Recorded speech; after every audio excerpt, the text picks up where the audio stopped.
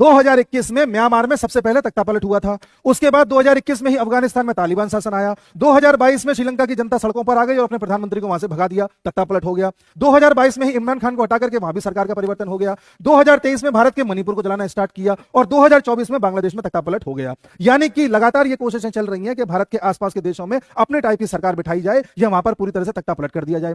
जब भी तख्तापलट करना होता है तो कैसे भी करके जनता को सड़कों पर उतारना होता है और जनता को सड़कों पर उतारने के लिए उसको कोई ना कोई नैरेटिव देना होता है, कोई ना कोई ऐसी वजह देनी होती है जिससे जनता भड़के और सड़कों पर आ जाए। इसलिए समय समय पर भारत में कभी किसान आंदोलन करा दो, कभी लद्दाख में प्रोटेस्ट करा दो, कभी मणिपुर को जला दो, कभी एक के बाद एक रेल हादसे करा दो, कभी एक के बाद एक पेपर आउट करा दो। कब तक आप चीजों को संभालोगे? कभी ना कभी कुछ ना कुछ तो ऐसा होगा कि लोगों में गुस्सा आ जाएगा और एकदम से सड़कों पर आ जाएंगे। बस उसी पॉइंट पर ऐसा कुछ काम कर दो कि सरकार बदल जाए। यह चाल है उस बड़े देश की जो दुनिया का इस समय सुपर पावर बना हुआ है और सुपर पावर ऐसे ही बना जाता है। फिलहाल में हुआ सीरिया में तख्तापलट इसका बहुत बड़ा उदाहरण है और बाइडेन साहब का 1 महीना बचा हुआ है। इस 1 महीने में वो जितना कर सकते हैं उतना करने का प्रयास कर रहे हैं। फलस्वरूप भारत में भी जो फार्मर प्रोटेस्ट हो रहा है, किसान आंदोलन हो रहा है, उसमें किसानों की जो मांगे हैं वो बिल्कुल भी प्रैक्टिकल नहीं है और सरकार उस पर भी बात करने को तैयार है, लेकिन कोई बात करे तब ना।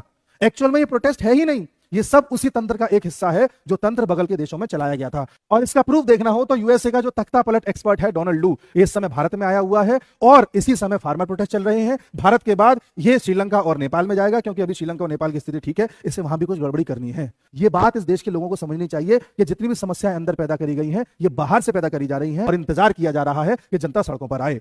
वो तो मैच्योरिटी है इस देश के प्रधानमंत्री की कि हर मामले को शांति से, धैर्य से और ठंडेपन से डील कर रहे हैं। अगर किसी भी चीज में उन्होंने स्टेप गलत उठा दिया या पुलिस के द्वारा एक लाठी चार्ज भी करवा दिया तो ये क्या हाल करेंगे इसका अंदाजा आप लगा सकते हो।